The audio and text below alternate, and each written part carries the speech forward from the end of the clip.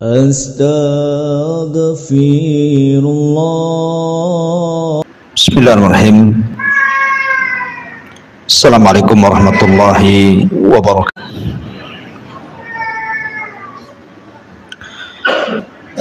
Alhamdulillah wassalatu wassalamu ala Rasulillah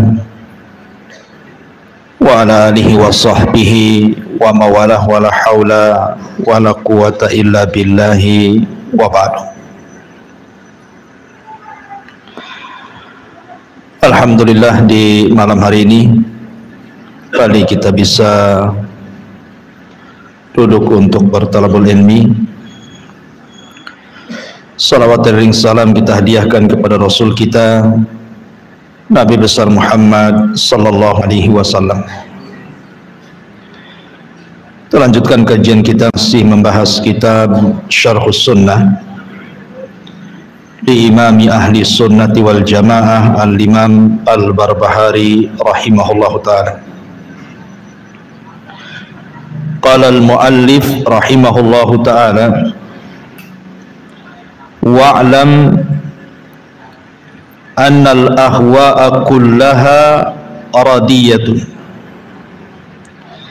tad'u ila as-sayfi wa ardauha wa aqfaruha ar-rafidhatu wal mu'tazilatu wal jahmiyatu fa innahum yuriduna an-nasa ala ta'tili wa zandaqati. Ketahuilah, kata muallif rahimahullahu ta'ala, bahwa seluruh hawa nafsu seluruhnya tercela, mengajak kepada pertumpahan darah, dan yang paling buruk dan yang paling kufur adalah kelompok Rafidhah, kemudian Mu'tazilah dan juga Jahmiyah, karena sesungguhnya mereka menghendaki manusia untuk menghapus nama dan sifat bagi Allah dan juga mendorong kepada perbuatan zindik.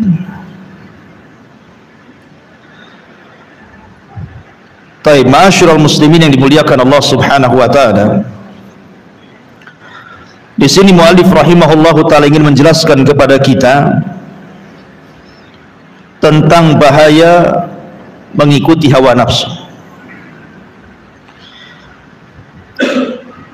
Karena hawa nafsu itu ada dua hal yang mendorong manusia bisa tergelincir. Pertama syahwat, dan yang kedua syubhat. Tetapi yang dikehendaki muallif rahimahullahu taala di sini adalah hawa nafsu yang mendorong kepada perkara syubhat. Karena perbedaan syubhat dengan syahwat itu, kalau syubhat merusak agama, merusak akidah dan pemikiran, keyakinan dalam agama. Tapi kalau syahwat itu merusak akhlak. Jadi di sini yang dikehendaki adalah dorongan syubhat pada hawa nafsu.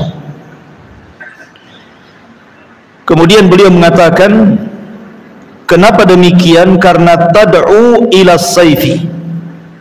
Terkadang hawa nafsu yang berbentuk syubhat itu mendorong manusia untuk melakukan pertumpahan darah dengan pedang. Maksudnya isyarat muallif rahimahullahu taala ingin membantah siapa? Kelompok Khawarij. Kalau diistilahkan saib pedang, artinya kelompok yang pertama kali yang muncul adalah kelompok yang suka menumpahkan darah, mereka lah Khawarij. Inilah yang kita akan bahas di malam hari ini. Walaupun pembahasan ini sering saya ulang-ulang, tetapi tidak masalah karena bahayanya kelompok Khawarij ini. Kenapa kita katakan bahaya? Karena tidak berhenti di masa keluarnya saja.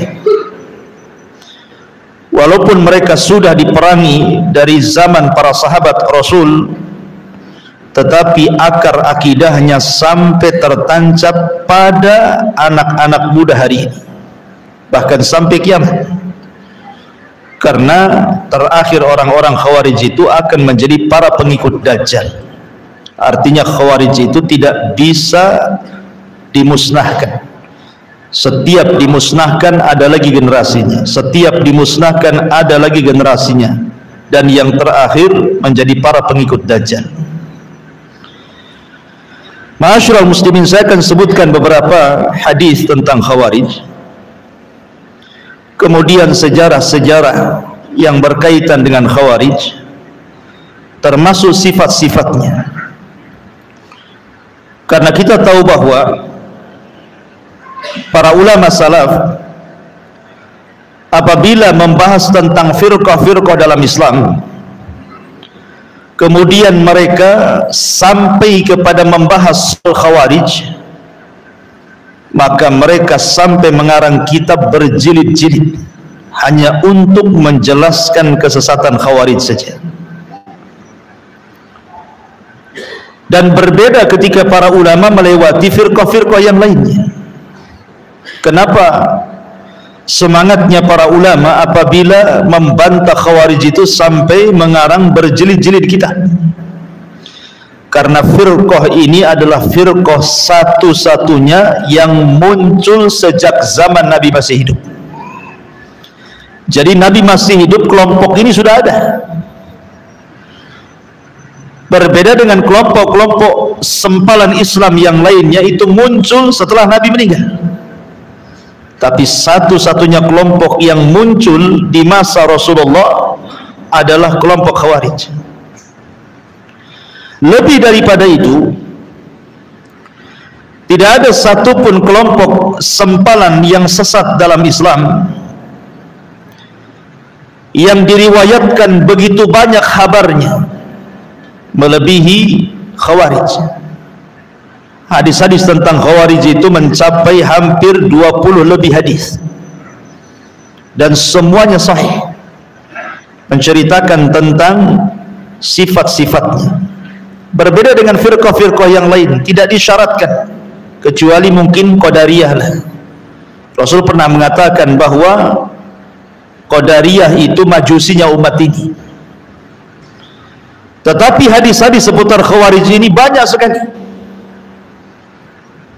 menunjukkan bahwa banyaknya hadis yang menceritakan tentang bahaya Khawarij dari lisan Rasul, karena bahayanya kelompok ini. Ma'asyiral muslimin yang dimuliakan Allah Subhanahu wa taala.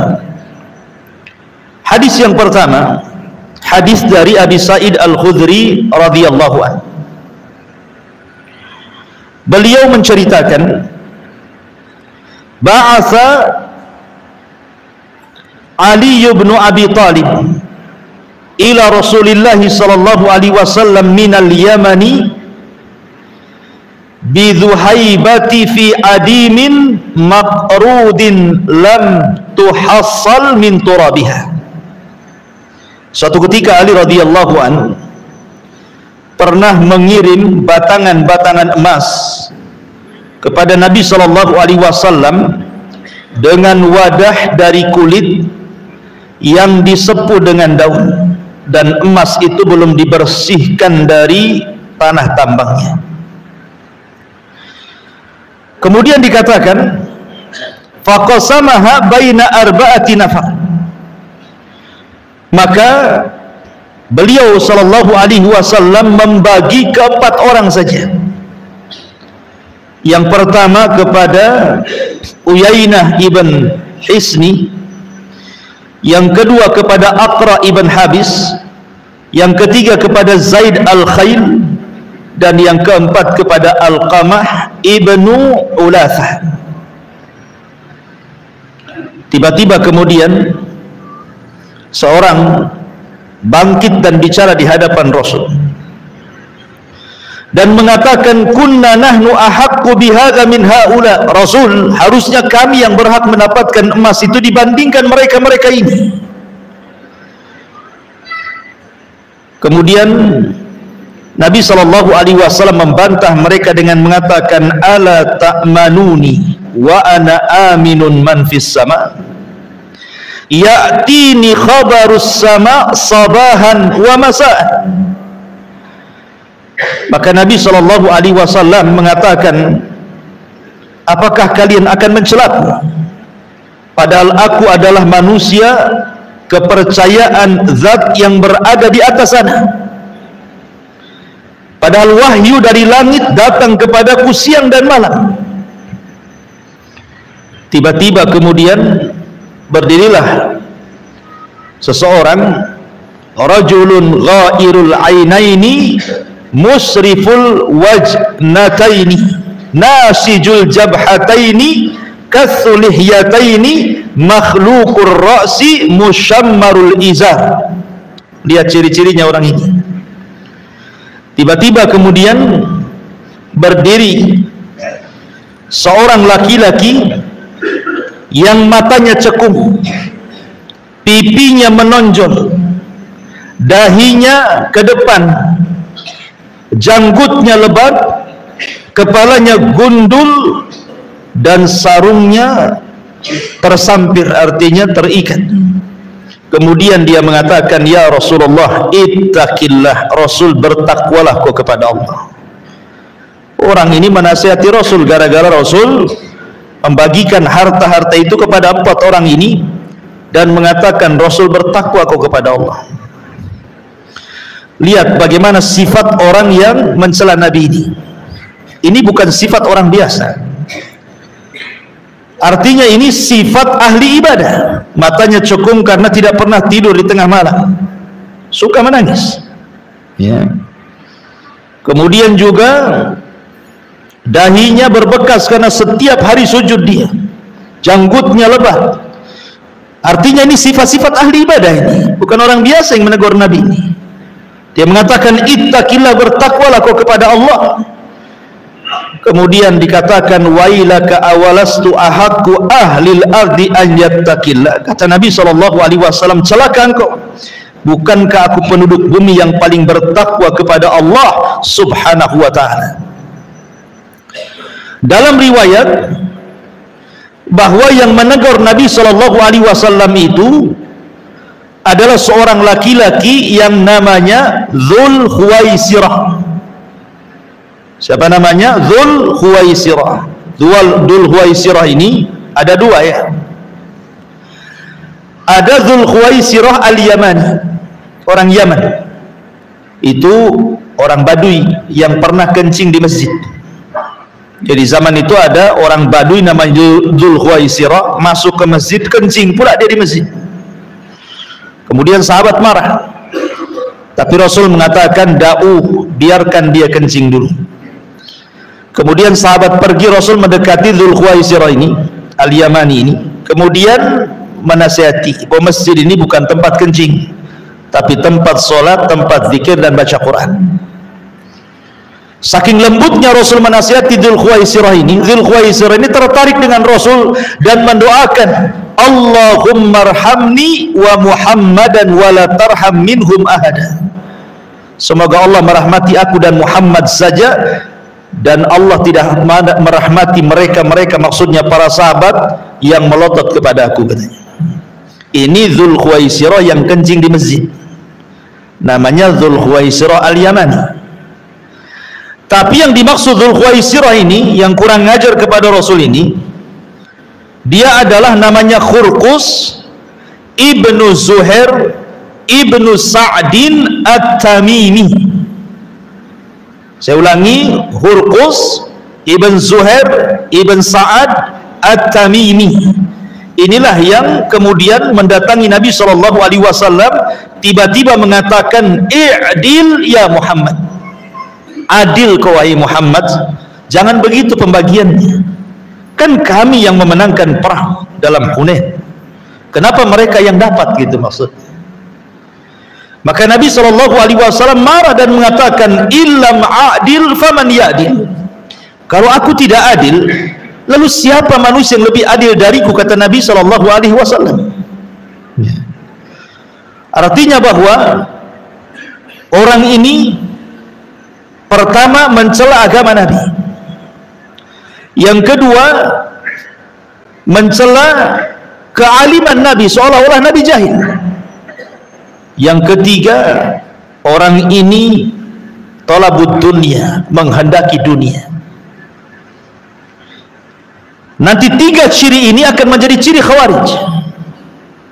Karena ketika itu orang ini pergi, Nabi SAW mengatakan, min di'di hadar rajul, kata Rasul, dari punggung orang ini akan muncul orang-orang yang semisal dia. Akan muncul orang yang semisal dia, qaumun yatsluna kitab Allah, sebuah kaum yang mereka membaca Al-Quran ratban la yujawizu hanajirahum, tetapi bacaan Qur'annya tidak sampai di tenggorokan mereka. Yamrukuna minad din, mereka melesat dari agama. Kama yamrukus sahmu minar ramiyah, seperti anak panah melesat dari busurnya. La in adraktuhum la aqtulannahum qatla Tsamud, kalau aku mendapati mereka, aku perangi mereka seperti Allah mengadab kaum Tsamud. Ya.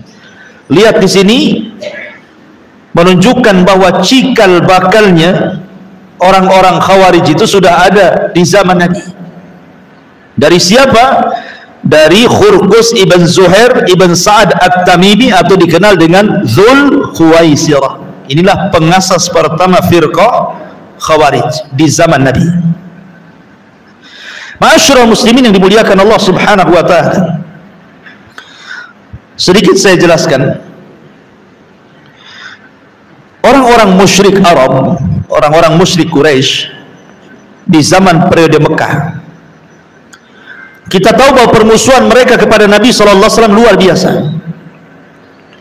Mereka membuat makar hampir setiap hari kepada Rasul dan para sahabat. Dan itu dijelaskan dalam Al-Quran, wa idh yamkuru bika alladhina kafaru liyuthbituka aw yaqtuluka aw yukhrijuk. Ketika orang-orang kafir membuat makar kepadamu wahai Muhammad untuk menangkap dan memenjarakan kamu, untuk mengusirmu, untuk membunuhmu. Jadi setiap hari mereka mengintai Rasul dan para sahabat untuk menyakiti mereka, sampai kemudian puncaknya terbunuhnya keluarga Ammar ibn Yasir di tangan Abu Jahal, disiksanya Bilal, disiksanya Khabbab, sampai akhirnya mereka terpaksa harus hijrah ke Habasyah. Dan banyak para sahabat yang disiksa habis-habisan, bahkan meregang nyawa. Bahkan Nabi pun tidak lepas daripada makar mereka. Ketika kemudian Nabi SAW hijrah ke kota Madinah, kemudian Islam kuat, akhirnya kemudian Rasul mampu membawa pasukan besar dari Madinah ke Mekah. Terjadilah sebuah kemenangan besar yang kemudian Allah gambarkan dalam Al-Quran, idza jaa nasrullahi wal fath, apabila datang kemenangan dan pembebasan kota Mekah. Mekah dikuasai Nabi. Kemudian ketika orang-orang yang pernah memusuhi Rasul itu sudah tidak bisa apa-apa, tidak berdaya, mereka berada dalam haram, kemudian dikepung, Nabi SAW sempat melihat wajah-wajah orang-orang yang dulu pernah menyakitinya, memeranginya, menyakiti para sahabatnya. Nampak wajah-wajah itu. Tapi subhanallah, Nabi adalah Nabi Rahmah, Nabi yang penuh dengan kasih sayang. Tiba-tiba Nabi SAW mengatakan, idhabu fa antumut tulaqa, pergi kalian, kalian sudah kumaafkan.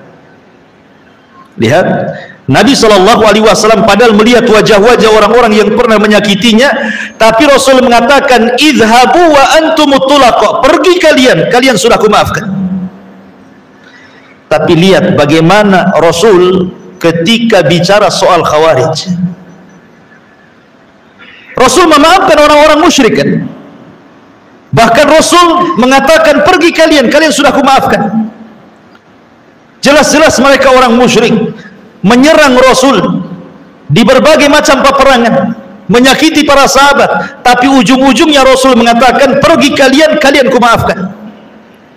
Lihat sikap Rasul kepada orang Khawarij.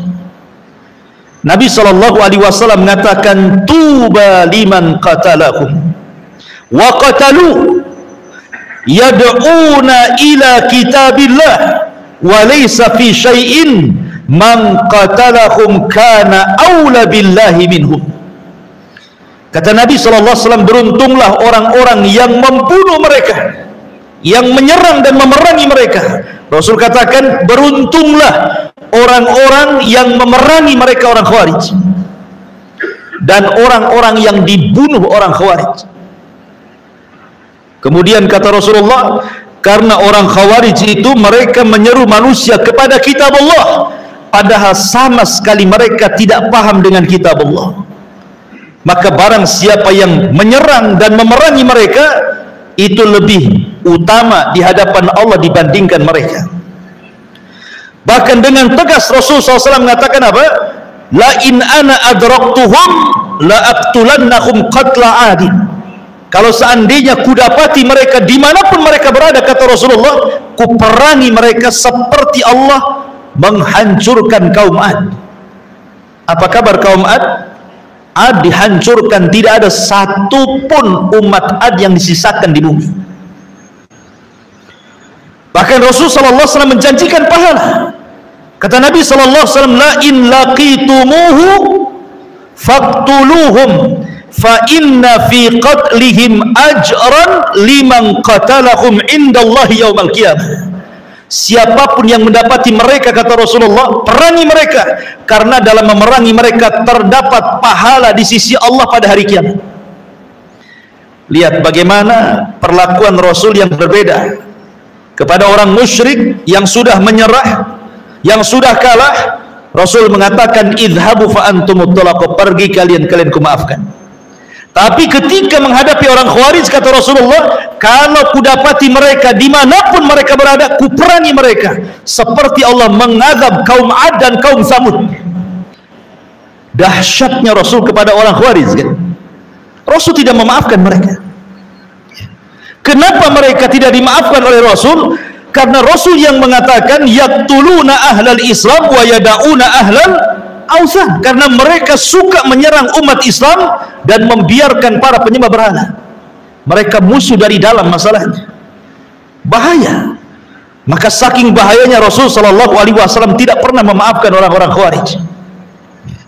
Ma'asyiral muslimin yang dimuliakan Allah Azza wa Jalla. Kemudian juga hadis yang lain dari Abu Sa'id Al-Khudri radhiyallahu anhu. Ketika beliau ditanya soal Haruriyah. Haruriyah itu diambil dari kata Harura. Harura itu satu tempat desa yang ada di ujung Kufah. Disitulah berdiri organisasi Khawarij di Harura. Jadi Abu Sa'id Al-Khudri ditanya tentang Haruriyah. Maka kemudian beliau menjawab, aku tidak tahu tentang Haruriyah, tetapi kata Abu Sa'id Al-Khudri, aku pernah mendengar Rasul bersabda. Apa sabdanya? Yakhruju fi hadhil ummati wa lam yakul minha qaumun tahkiruna salatakum ma'a salatihim yaqra'una al-Qur'an la yujawizu huluquhum aw hanajirahum yamruquna minad din muruqas sahmi minar ramiyah. Akan keluar dari umat ini, beliau tidak mengatakan di antaranya satu kaum yang kalian menganggap remeh solat kalian dibandingkan solat mereka, bacaan Quran mereka dibandingkan bacaan Quran kalian, tetapi mereka membaca Quran tidak melewati kerongkongan mereka, dan mereka keluar dari agama bagaikan anak panah melesat dari busurnya. Menunjukkan, lihat bagaimana orang-orang Khawarij ini nampaknya mereka ahli ibadah. Solatnya lebih hebat dibandingkan solat kita, puasanya lebih hebat dibandingkan puasa kita, baca Qurannya lebih hebat dibandingkan baca Quran kita. Tapi Rasul mereka mengatakan mereka keluar dari agama seperti anak panah melesat dari busurnya. Seolah-olah apa? Merusak citra Islam. Ya. Karena bahayanya orang-orang Khawarij itu, karena seolah-olah mereka sedang menghiasi Islam, padahal mereka sedang merusak Islam. Karena zahirnya mereka baik, tetapi akidahnya rusak. Akidahnya rusak sampai-sampai Rasul mengatakan melesat dari agama seperti melesat anak panah dari busurnya. Ma'asyiral muslimin yang dimuliakan Allah Azza wa Jalla, bahkan saking bahayanya Nabi SAW sampai bersabda dari hadis yang dikeluarkan Imam Tirmidzi dari Abu Umamah Al-Bahili radhiyallahu an, kata Rasul sallallahu alaihi wasallam ketika mensifati orang-orang Khawarij, kilabun nar syarru qatla tahta adimis sama khairu qatla man qataluhu. Mereka adalah anjing-anjing neraka, seburuk-buruknya makhluk yang terbunuh di bawah kolong langit, sedangkan sebaik-baiknya makhluk yang terbunuh adalah yang dibunuh oleh mereka. Begitu Nabi SAW mensifati mereka sebagai anjing-anjing neraka. Bahkan dalam hadis Abu Barzah radhiyallahu anhu dia berkata, Nabi bersabda, la yazaluna yakhrujuna hatta yakhruja akhirahum, wa fi riwayah hatta yakhruja akhirahum ma'al masihid dajjal. Dan senantiasa mereka akan muncul hingga munculnya kelompok mereka yang terakhir, dalam riwayat hingga munculnya kelompok terakhir dari mereka, dan mereka akan perang bersama-sama menjadi para pengikut dajjal. Subhanallah ikhwan. Dan banyak lagi, karena hampir antara 20 hadis kurang lebih Rasul mensifati tentang orang Khawarij ini. Ma'asyiral muslimin yang dimuliakan Allah Azza wa Jalla, baik kita akan kupas sedikit tentang apa itu Khawarij, lalu bagaimana sejarahnya dari zaman ke zaman. Ma'asyiral muslimin yang dimuliakan Allah Azza wa Jalla, definisi Khawarij itu, saya akan mengambil definisi yang paling mencakup dari seluruh definisi yang banyak didefinisikan para ulama. Khawarij adalah kullu man kharaja ala jama'atil muslimina.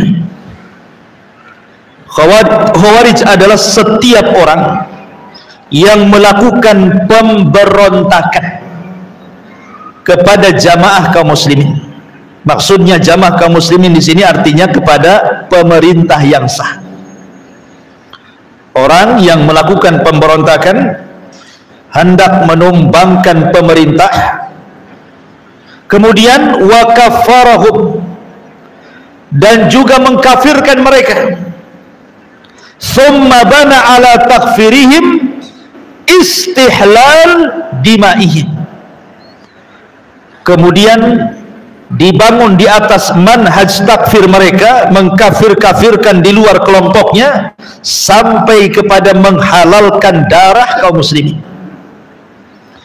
Dari definisi ini berarti ada 3 poin ciri Khawarij yang sangat melekat kepada mereka. Hati-hati kalau ada orang yang punya 1 ataupun 3-tiganya dari pemahaman ini, orang ini terpapar Khawarij. Pertama, niat memberontak, menjatuhkan penguasa. Yang kedua, alasan memberontak kepada penguasa karena manhaj mereka manhaj takfir, karena mengkafirkan penguasa. Penguasa dianggap togut, ya. Penguasa dianggap togut, kafir mereka.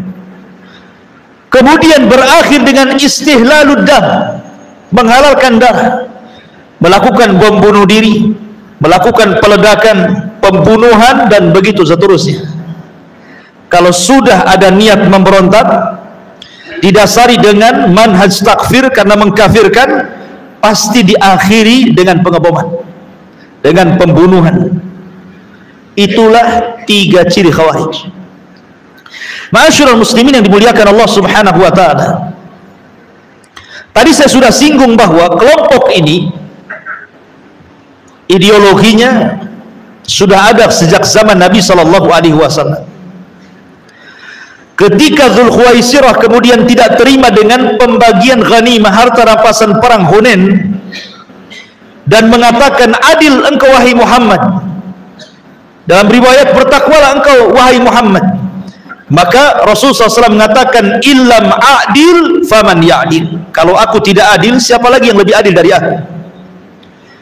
Maka dari sini ada 3 ciri yang melekat juga daripada Khawarij itu. Pertama, mencela agama orang, karena orang ini mencela agama Nabi.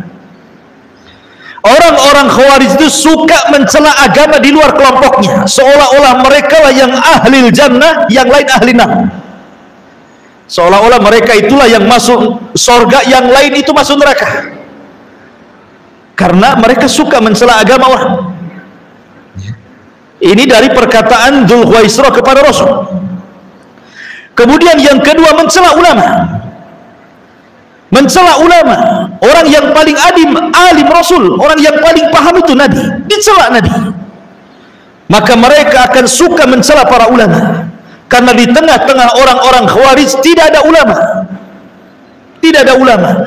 Makanya ketika Abdullah ibn Mas'ud radhiyallahu an diberitahu oleh Abu Musa al-Ash'ari radhiyallahu an bahwa di Masjid Quba itu ada orang yang berhalaqah zikir yang tidak pernah diajarkan di zaman Nabi,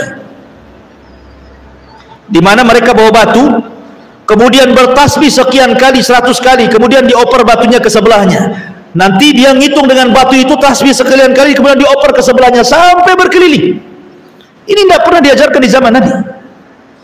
Makanya Abdullah bin Mas'ud mengatakan, daripada kalian hitung zikir kalian dengan batu-batu yang tidak pernah diajarkan Nabi itu, hitunglah dengan batu itu kesalahan kalian. Kujamin kebaikan kalian tidak akan hilang.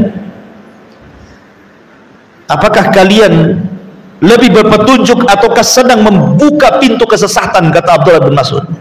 Kata perawi hadis yang menceritakan tentang kisah Abdullah bin Mas'ud dengan Abu Musa al-Ash'ari ini, sungguh aku lihat orang-orang yang berhalaqah yang tidak pernah diajarkan di zaman Rasul, tidak ada satupun sahabat yang duduk di situ.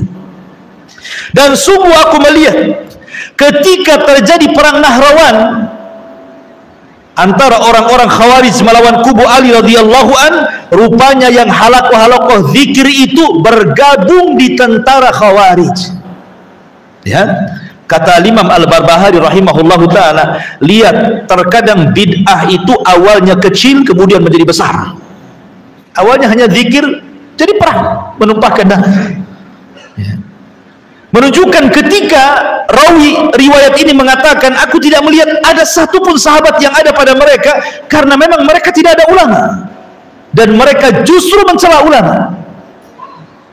Mereka mencela ulama.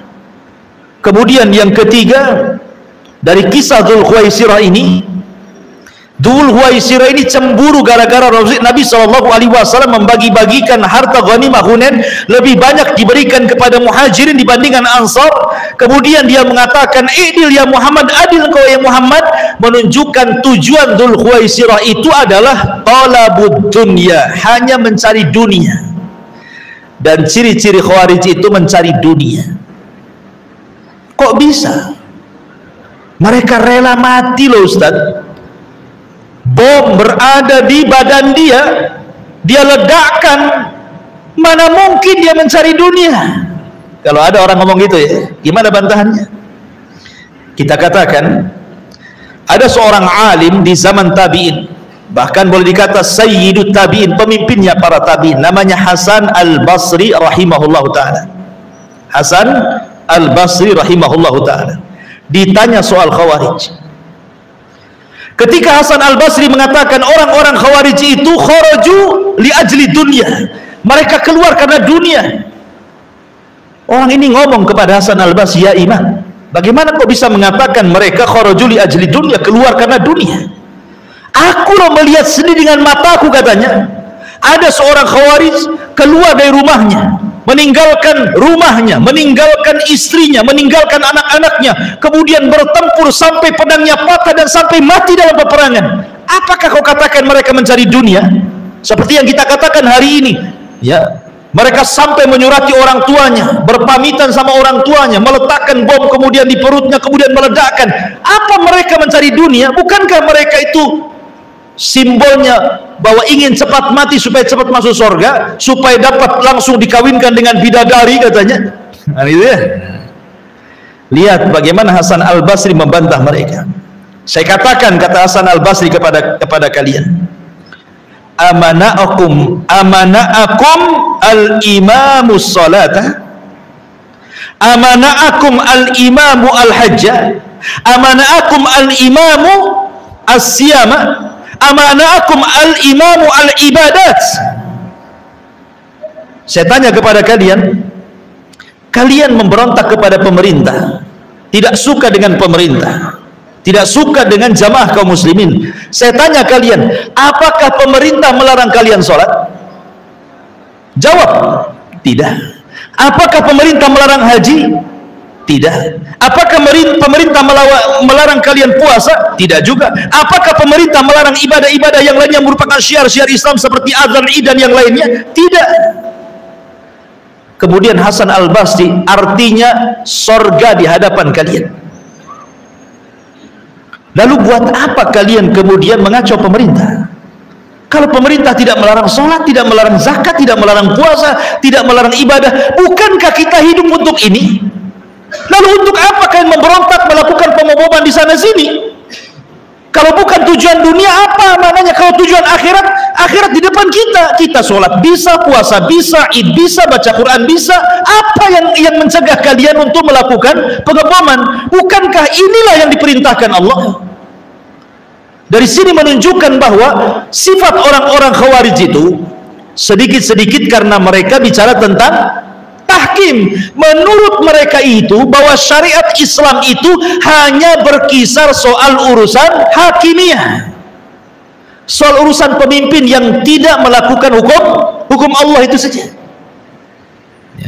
Mereka menganggap bahwa kalau pemimpin itu tidak menerapkan hukum potong tangan, hukum rajam, hukum cambuk, berarti pemimpin itu tauhid. Orang Khawarij itu kemana-mana kalau bahas tuh ngalor ngidul, ujung-ujungnya ke situ. Ujung-ujungnya bicara soal pemimpin yang tidak menegakkan syariat Islam. Maksudnya syariat Islam itu menurut orang-orang Khawarij bukan yang dimaksud kita. Syariat Islam menurut mereka itu maksudnya hanya bicara soal hukum hudud. Ya, soal hukum potong tangan, soal rajam, soal cambuk, itu saja yang 3 lembar dalam kitab fikih itu. Sementara syariat Islam itu kan banyak, termasuk keamanan negara itu syariat Islam. Ketika kalian mengacaukan sebuah negara, kalian tidak sedang menjalankan syariat Islam. Sholat syariat Islam, puasa syariat Islam, menjaga darah kaum muslimin syariat Islam. Kalian justru membunuh darah kaum muslimin. Syariat Islam itu mencakup semuanya, bukan hanya sebatas hukum hudud. Ya. Ma'asyiral muslimin yang dimuliakan Allah Subhanahu wa taala, maka dari sini kita tahu bahwa sebenarnya mereka itu sedang mencari dunia, bukan mencari akhirat. Ini penegasan daripada siapa? Hasan Al-Basri. Dan kaidah Hasan Al-Basri ini umum kepada semua, bukan hanya orang Khawarij saja. Terkadang umpamanya dalam sebuah yayasan yang bergerak dalam dakwah, ada orang-orang yang kemudian direkrut sama yayasan dakwah, suruh jadi pengurus, jadi ini. Lama-lama dia pula memberontak, mengusir orang lamanya, dia pula yang menguasai di situ. Kalau bukan karena urusan dunia, urusan apa? Dia sudah tinggal di situ, anaknya di situ, dia pun bisa dakwah di situ, dia tenang di situ kan? Tiba-tiba diambil alih. Kalau bukan urusan dunia, urusan apa? Kecuali kalau umpamanya ini dan nggak beres nih, sesat nih ketua yayasan nih, ini jadi Khawarij ini, lain ceritanya. Ma'asyiral muslimin, ini kaidah semuanya masuk. Ke masalah masjid, ke masalah yayasan, ke masalah semua masuk. Ma'asyiral muslimin yang dimuliakan Allah Azza wa Jalla. Baik, kita masuk ke pembahasan lain. Ma'asyiral muslimin, sedikit kita akan bicara tentang sejarah munculnya Khawarij dalam bentuk jamaah.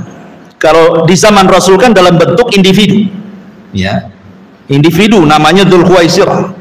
Tapi dalam bentuk kelompok itu terjadi di zaman siapa? Utsman ibn Affan. Di zaman Utsman ibn Affan itu ada seorang laki-laki namanya Abdullah ibn Sabah. Abdullah ibn Sabah al-Himyari al-Yamani as-San'ani, orang Yahudi yang pura-pura masuk Islam di zaman Utsman. Dialah yang kemudian menjadi provokator utama terbentuknya firqah Khawarij dalam bentuk jamaah.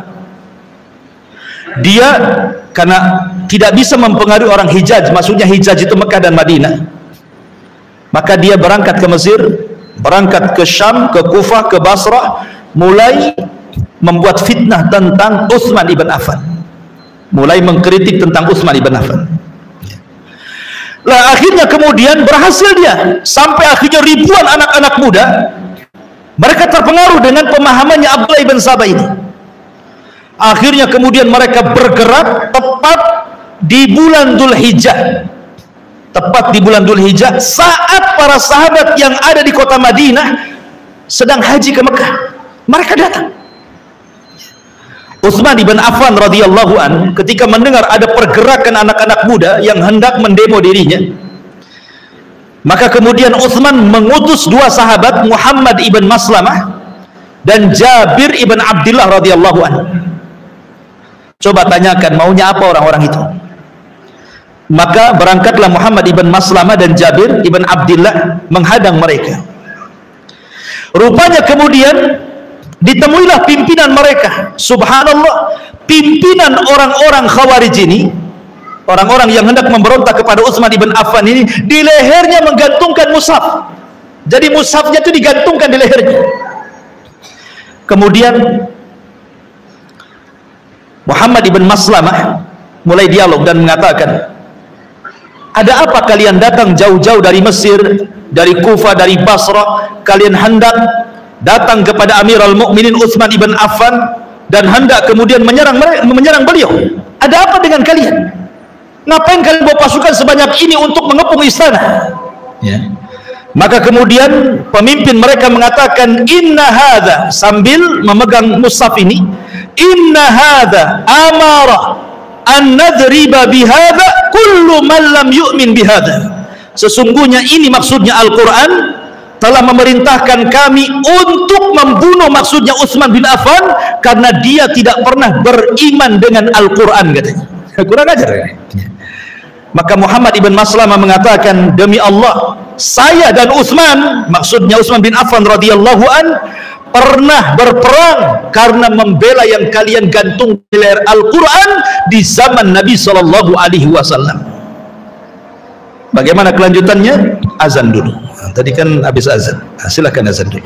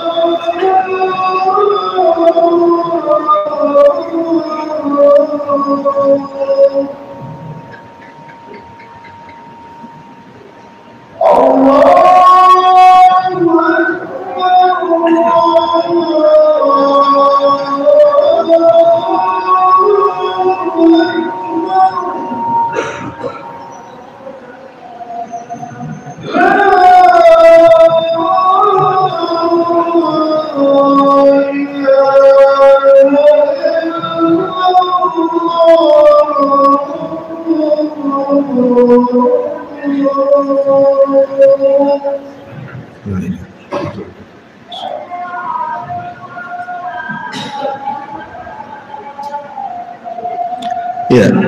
kita lanjutkan. Jadi setelah kemudian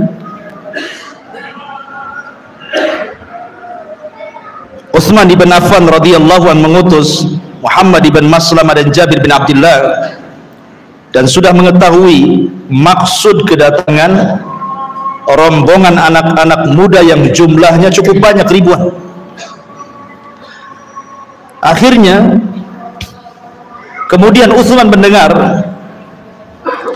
bahwa ada riak-riak isu yang dihembuskan oleh anak-anak muda orang-orang Khawarij ini, bahwa Ali radhiyallahu anhu siap dibaiat untuk dirinya dalam rangka membatalkan baiat kepada Utsman untuk berbaiat kepada Ali. Jadi tujuan mereka datang kepada Utsman untuk mencabut kekuasaan Utsman dan menggantikan Utsman dengan Ali. Itu tujuannya.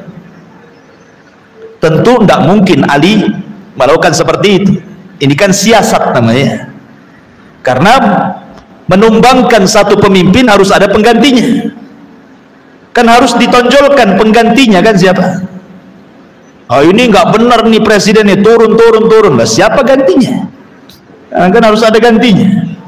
Jadi mereka itu hanya membuat isu saja bahwa Ali siap dibaiat, padahal mereka hendak tidak membaiat Ali, karena buktinya nanti ketika Ali jadi khilafah pun mereka berontak juga, kan gitu ya. Di zaman Ali pun mereka berontak.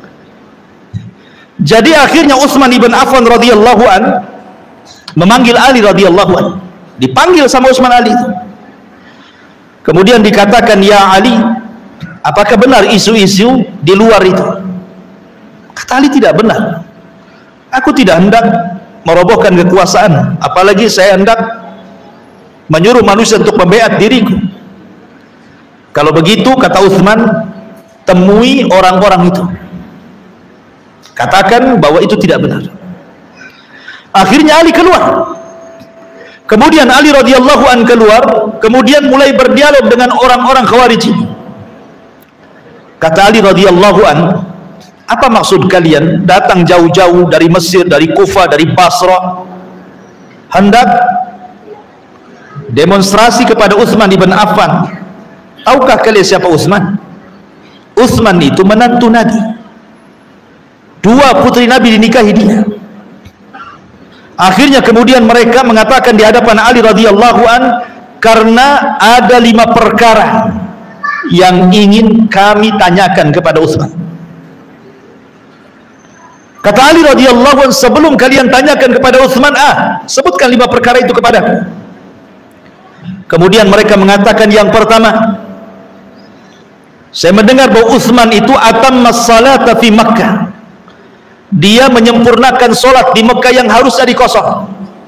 Kan Utsman tinggal di Madinah. Kalau ke Mekah itu safar. Harusnya dia mengkosor, bukan menyempurnakan. Ini satu. Kata Ali, yang kedua apa? Yang kedua, hamal himah. Saya dengar Utsman itu punya peternakan unta yang tidak boleh siapapun mendekatinya. Untuk apa itu peternakan unta itu? Untuk memperkaya dia. Kemudian kata Ali, baik, yang ketiga. Yang ketiga, kharaqal mushaf. Lebih parah lagi, saya dengar Utsman membakar mushaf. Mushaf dibakar dia. Bagaimana mungkin dia membakar mushaf? Taib, kata Ali, yang keempat, wala qarabatahu. Dia menjadikan para pemimpin-pemimpin di daerah itu keluarga dia saja. Apa bahasanya? Nepotisme. Kemudian kata Ali, yang kelima apa?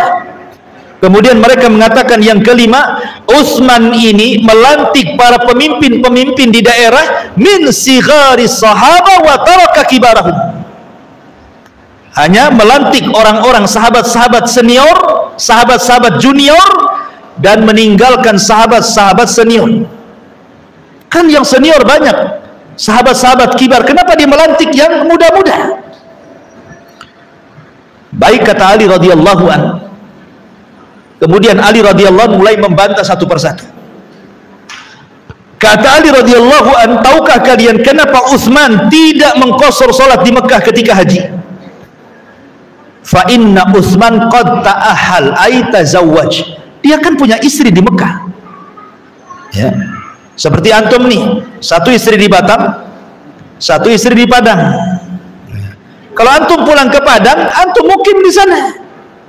Karena tinggal di sana istrinya kan, kecuali kalau dua-duanya tinggal di sini kan itu.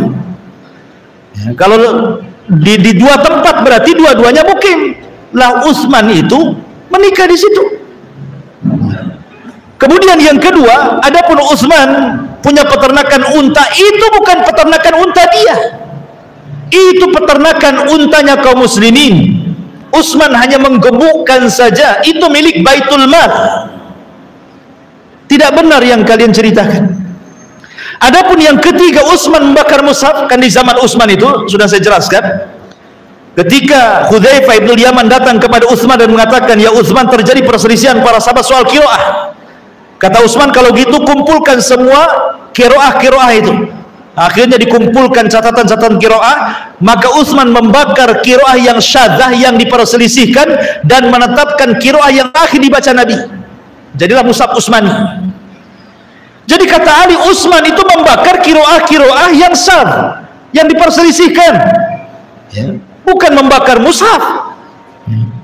Kemudian adapun Utsman, dia meletakkan kemudian para pemimpin daerah dari kerabat-kerabatnya. Saya tanya kepada kalian, ada nggak pemimpin yang diletakkan Utsman dari kerabatnya dan dia orang zalim? Salahkah Utsman memilih pemimpin dari kerabatnya sementara mereka orang adil? Kan pemimpin yang penting adilnya, bukan masalah kekerabatan. Walaupun bukan kerabat, kalau zalim buat apa kan begitu? Apakah dia kemudian meletakkan pemimpin yang zalim? Kata Ali, kan tidak. Semua pemimpin yang diletakkan Utsman adalah orang-orang adil.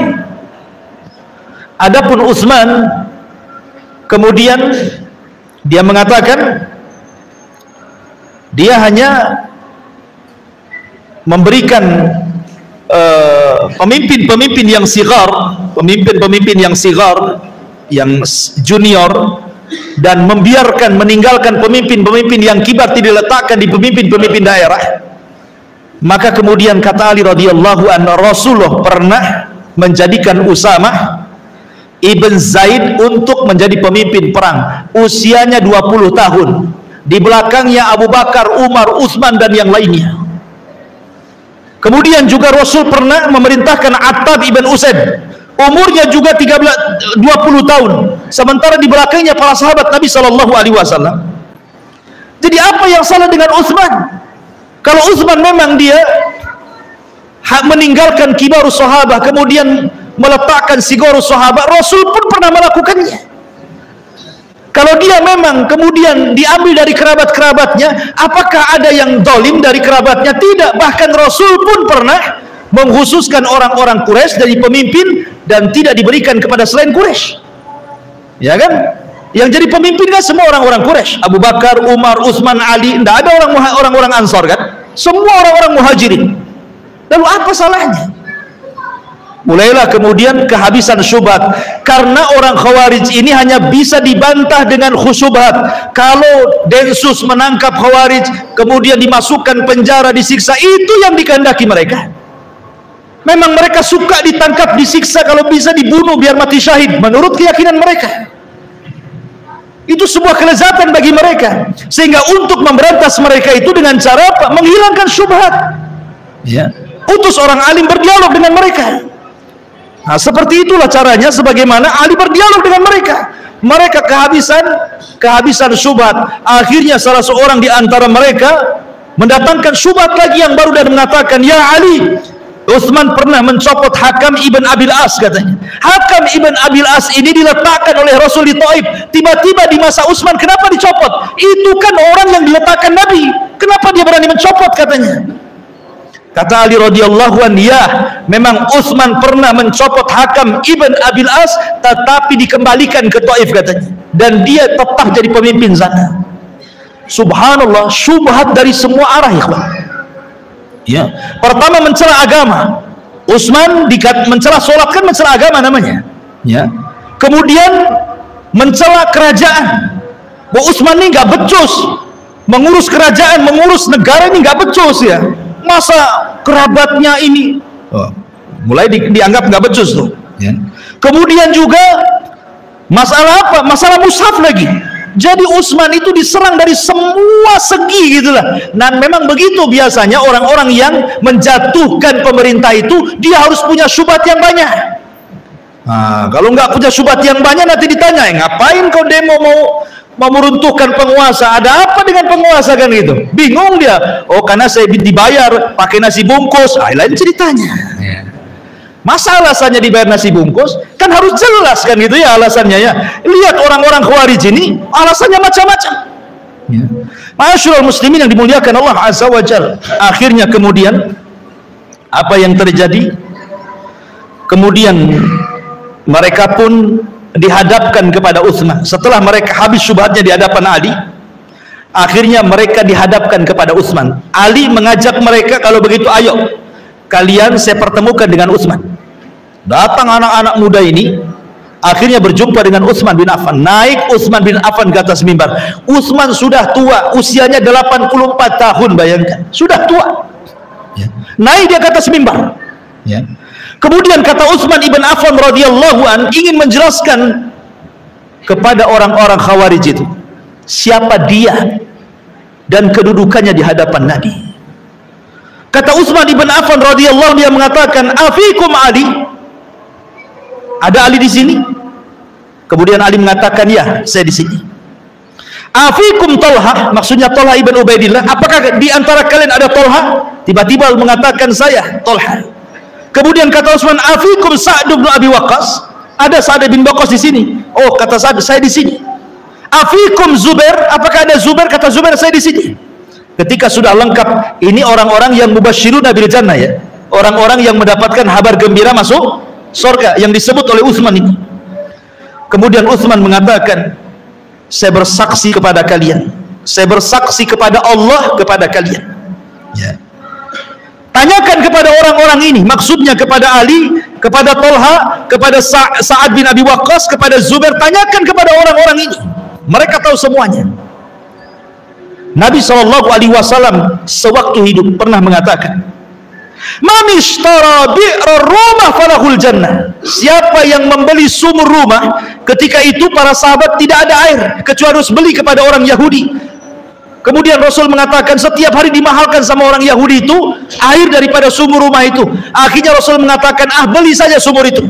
Kemudian Rasul mengatakan, siapa yang mau beli sumur rumah diberikan kepada kaum muslimin falahul jannah, ku jamin dia masuk surga. Kata Utsman, kalian tahu siapa yang membelinya? Bukan Ali, bukan Talha, bukan Zubair, bukan siapa-siapa. Saya yang membelinya. Ini bukan hendak ria, bukan. Biar mereka tahu, karena mereka hendak berbuat jahat, maka Utsman mengingatkan siapa dirinya. Kemudian kata Utsman ibn Affan radhiyallahu anhu, bukankah Rasul pernah mengatakan siapa yang bisa membeli tanah ini yang dempet dengan Masjid Nabawi, maka dia dapat surga. Siapa yang membelinya? Aku yang membelinya. Kemudian aku serahkan untuk peluasan Masjid Nabawi. Kemudian ketika tentara Tabuk kesulitan, sampai-sampai Rasul mengatakan, man jahaja jaishal usra falahul jannah. Siapa yang bisa mendanai tentara kesulitan, maka bagi dia surga. Kata Utsman, aku yang mendanainya. Sampai-sampai dikatakan bahwa Tabuk itu milik Utsman semuanya, karena dia yang mendanainya.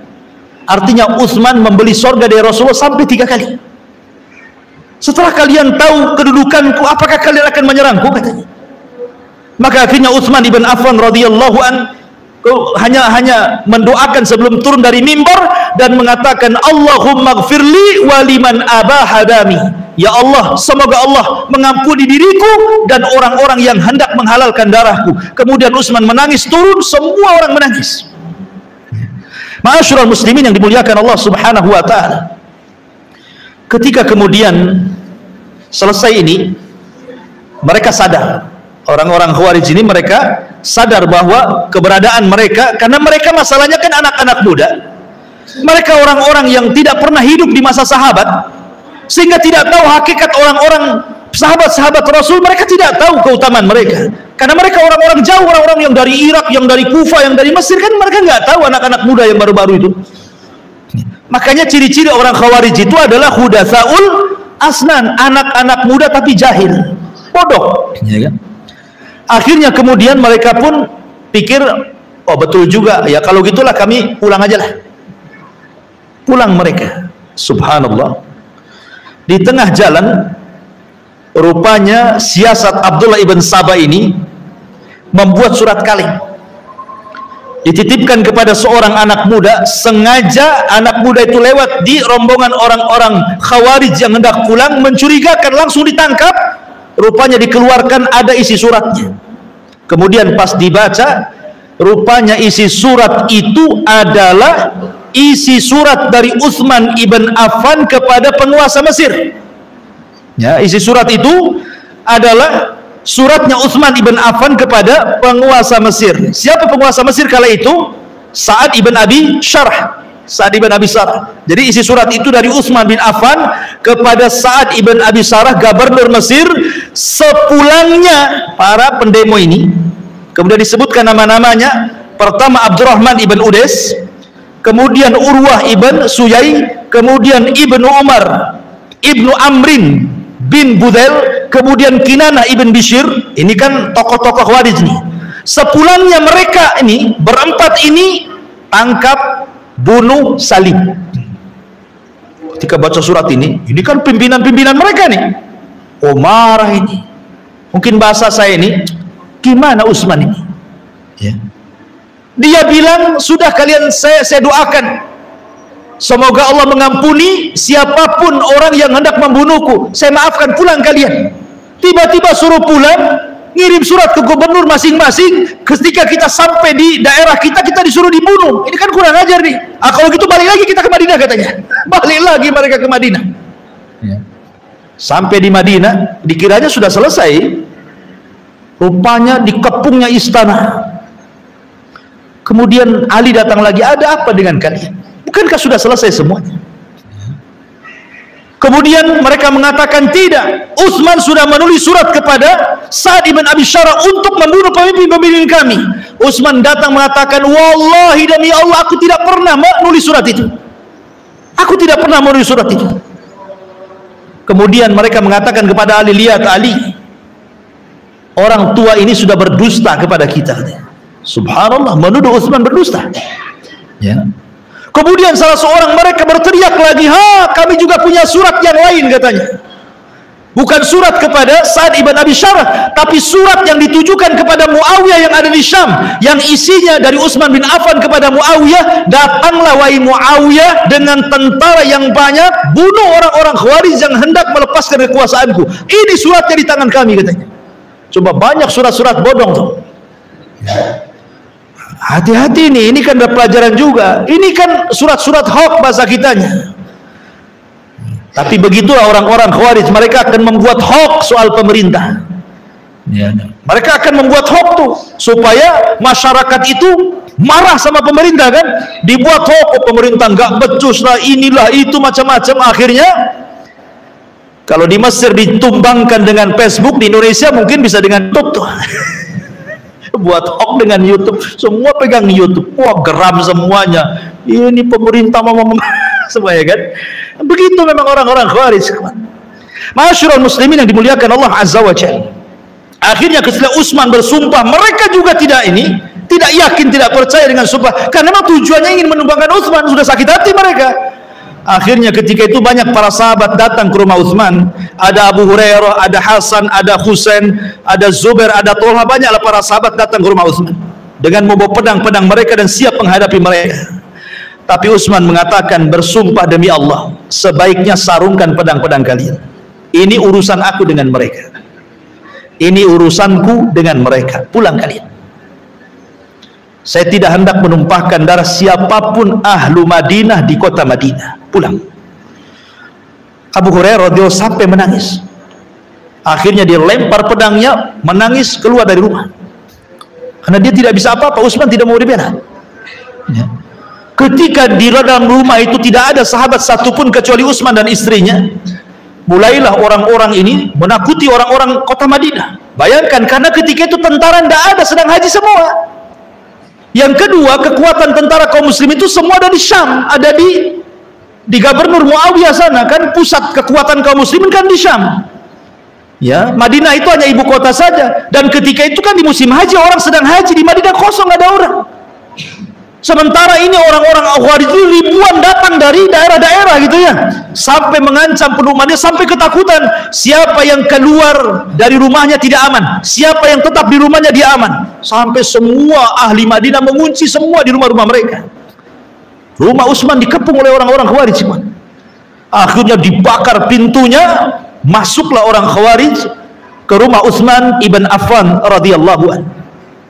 Ma'asyiral muslimin, muliakan Allah azza wa jalla, malam hari sebelum besoknya Utsman terbunuh, Utsman ibn Affan radhiyallahu anhu sempat bermimpi dalam mimpinya dia sedang berpuasa. Kemudian dia berjumpa dengan Rasul, Abu Bakar dan Umar dalam mimpinya. Kata Nabi SAW, "Ya Utsman, a'atosh, apakah engkau haus wahai Utsman?" Kata Utsman, "Iya wahai Rasul." "Atakhaf ya Utsman, apakah engkau takut wahai Utsman?" Kata Utsman, "Iya wahai Rasulullah."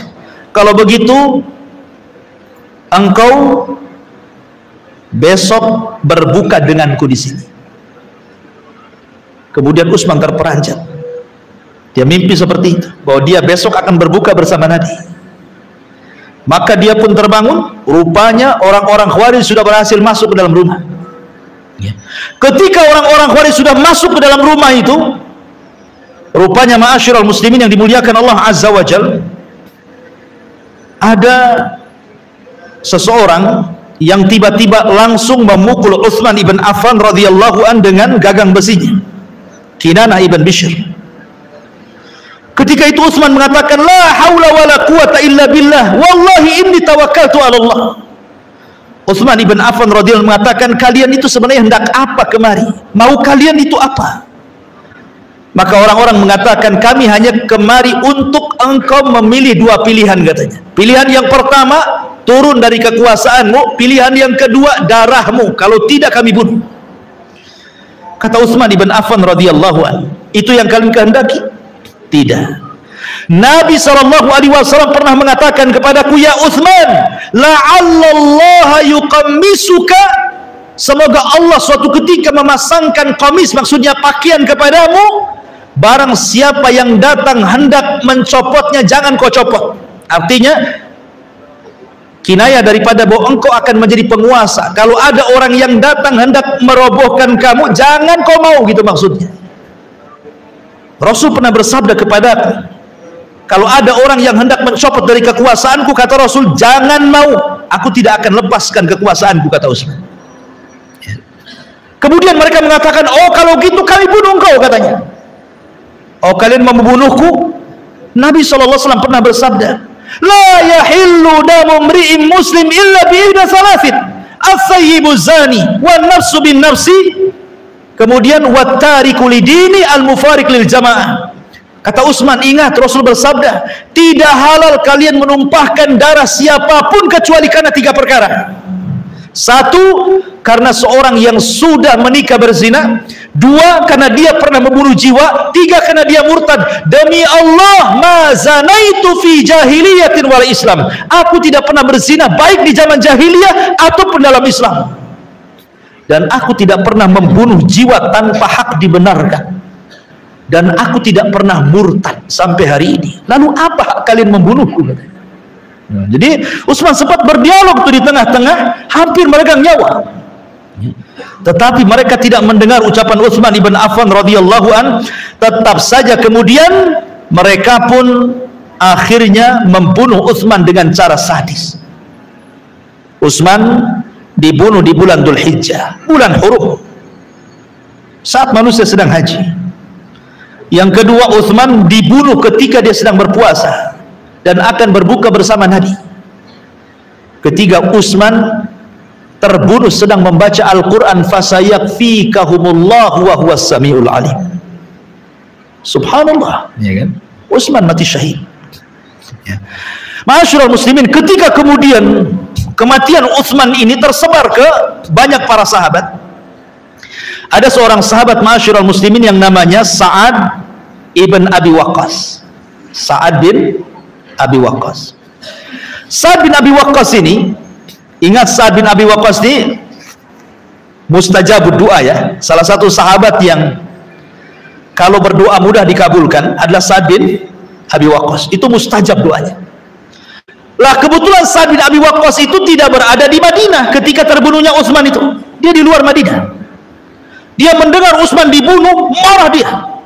Akhirnya dia hadapkan wajahnya ke kiblat, kemudian tangannya diangkat ke langit dan mengatakan, "Ya Allah, semoga Engkau melaknat mereka, dan saya meminta kepadamu ya Allah, siapapun yang terlibat dalam pembunuhan Utsman, agar Kau wafatkan mereka di atas pedang. Sebagaimana mereka membunuh dengan pedang, jangan Kau wafatkan mereka kecuali mereka wafat di atas pedang juga." Subhanallah, doanya Sa'ad bin Abi Waqqas itu mustajab. Tidak ada satupun Khawarij yang terlibat dalam pembunuhan Utsman kecuali matinya dibunuh. Sampai ada seorang Khawarij yang terlibat dalam pembunuhan Utsman ini, usianya sudah 40 tahun setelah kejadian itu, sampai hidup di masa Hajjaj ibn Yusuf. Hajjaj, maklum Hajjaj ini kan panglima sadis ya. Hajjaj ini sedang berkhutbah ya. Kemudian tiba-tiba ada orang tua, sudah tua renta. Tiba-tiba dia mengatakan, "Ya Hajjaj, ya, apakah engkau akan membunuhku? Tidakkah kau lihat aku ini orang yang sudah tua?" Kemudian Hajjaj mengatakan, "Siapa yang ngomong tadi?" Tiba-tiba orang tua itu mengatakan, "Saya." Rupanya dia adalah salah satu pemimpin Khawarij dalam pembunuhan Utsman itu. Maka Hajjaj mengatakan, "Engkau tadi yang mengatakan bahwa engkau sudah tua." Tidak, darah Utsman ada di punggungmu, katanya. Sini kamu. Diambilnya pedang, dipenggal lehernya. "Aku mulai dari engkau," katanya. Hajjaj, subhanallah ikhwatu fiddin. Karena Hajjaj ini kan diperintah oleh Abdul Malik untuk memerintah Syam, dan Syam itu kan orang Irak. Irak itu kan orang yang rakyatnya susah diatur. Makanya diutuslah oleh Abdul Malik ibn Marwan Hajjaj yang sangat bengis itu. Kadang-kadang memang kalau negara susah diatur ya harus pemimpinnya kayak Hajjaj. Diutus Hajjaj gitu. Kemudian Hajjaj ngancam-ngancam orang. Tiba-tiba yang diancam ini sudah tua. "Ya Hajjaj, saya sudah tua, masa kau ngancam orang tua?" Nggak bisa, darah Utsman di punggungmu, katanya. Akhirnya diambil pegang di penggal lehernya. "Abda'u bika, dari engkau kumulai," katanya. Subhanallah. Inilah mustajabnya dua siapa? Sa'ad bin Abi Waqqas. Sampai jam berapa ini? Coba bayangkan, anak nulis loh, masih sampai ditulis 1, 2, 3, 4, 5 lembar, ya kan? Jadi gimana Charles? Sudah, kita bersambung aja lah ya. Sudah Isya lah ya. Insya Allah kita bersambung. Sebelum bersambung ada pertanyaan di sini. Satu pertanyaan saja ya. Bismillah, Ustaz mau bertanya, kalau ada sifat-sifat khusus yang kita temui di sekitar masyarakat kita, apa yang harus kita lakukan? Khawarij, sifat-sifat Khawarij yang kita temui di masyarakat, apa yang harus kita lakukan? Ya kita nasihati. Ya. Kita nasihati. Kemudian bekerja sama dengan ya pimpinan masyarakat di situ, RT, RW dan yang lainnya kan itu ya. Gak perlu dengan kepolisian karena kan mereka bahaya. Mereka sangat bahaya. Dan tadi saya sudah jelaskan bahaya sampai Rasul tidak memaafkan mereka. Ingat, tujuan mereka itu hanya darah. Tujuan mereka itu darah. Padahal Nabi SAW mengatakan, seandainya kalau ada orang datang ke Ka'bah bawa cangkul, bawa gada, palu, kemudian Ka'bah itu dihancurkan satu keping sampai rata dengan tanah, itu lebih ringan dosanya dibandingkan menumpahkan darah satu orang muslim. Lihat orang-orang yang melakukan pengeboman itu, tujuan mereka orang-orang kafir, kenyataannya apa? Orang Islam yang mati. Dan lebih parah lagi, tidak ada adab jihadnya. Dalam Islam saja adab jihad, tidak boleh membunuh anak-anak, tidak boleh membunuh orang tua, tidak boleh membunuh wanita, Tidak boleh merusak. Ya. Yang dibunuh tentara saja. Ini enggak semua rata. Perempuan yang lewat mati, anak yang lewat mati, orang tua mati, semua mati di situ. Nggak ada adabnya. Itu kalaupun terjadi dalam sebuah pertempuran yang jelas-jelas bertempur, ya kan? Mereka tidak sedang bertempur. Ini negara Islam. Mereka mau mengacau negara Islam. Keamanan itu nikmat yang paling besar. Kalau memang ada di masyarakat yang seperti ini, waspadai. Kalau perlu dinasihati, laporkan kepada RT, RW, lurah, polisian, ya. Karena ini sangat bahaya. Wallahu a'lam. Ya, saya kira cukup kan. Sudah 7:30. Subhanallah bihamdika, asyhadu an la ilaha illa anta astaghfiruka wa atubu ilaik. Allahu ta'ala. Assalamualaikum warahmatullahi wabarakatuh.